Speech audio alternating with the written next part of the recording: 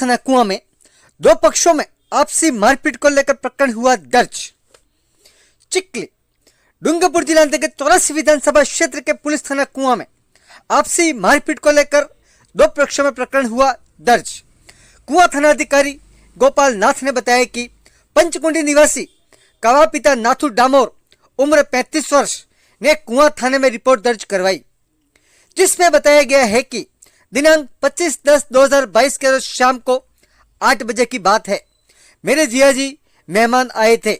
हम सब घर के अंदर खाना खा रहे थे कि इतने में मेरे घर के पास सुरेश पिता कालू, सोहन पिता कालू, शंकर पिता कालू, शंकर पिता अरविंद, महेंद्र पिता कालू, कांति पिता सुका, हुरमा पिता नवला, संतु पिता अखमा, प्रकाश पिता रमण, छगन पिता चतुरा, भगवान पिता चतुरा, चतुरा पिता अखम, डामोर निवासी पंचकुंडी सभी घर के पास में आकर लड़ाई झगड़ा करने लगे। मेरे जियाजी जीवा और मैं दोनों बाहर निकले और लोगों को पूछा कि क्या हुआ, तो वह सभी आक्रोशित होकर घर के बाहर दो मोटरसाइकिलें पड़ी थी जिस पर पत्थर मारने लगे तथा घर के दरवाजे के ऊपर एवं पत्रों पर भी पत्थर मारे। मौके पर हो हल्ला होने पर मेरी पत्नी सुमली, भरत पिता गौतमा व मेरी मां आ गए, जिनको बड़ी मुश्किल से समझाकर उनके घर भेजा। पूर्व में मेरे भतीजे राजू पिता नानिया के ट्रैक्टर से पिंटू की मौत हो गई थी। इसी बात को लेकर सभी ने मेरे घर पर आकर नुकसान किया। कानूनी कार्रवाई हेतु रिपोर्ट पेश कर रहा हूं।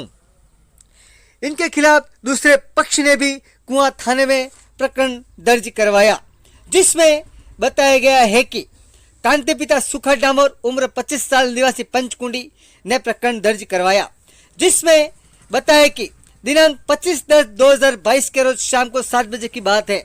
मैं मेरे भाई चेतन उनके घर से मेरे घर पर आ रहा था, साथ में जयंती को लेकर आ रहा था कि मुझे देखकर कावा पिता नाथू, जीवा पिता थावरा बामुड़िया निवासी मेहनटेम्बा मिले और मुझे रोककर मेरे साथ लड़ाई झगड़ा करने लगे। मैं वहां से जाने लगा तो कावा ने छूटा पत्थर मार जो मेरे सिर पर लगा।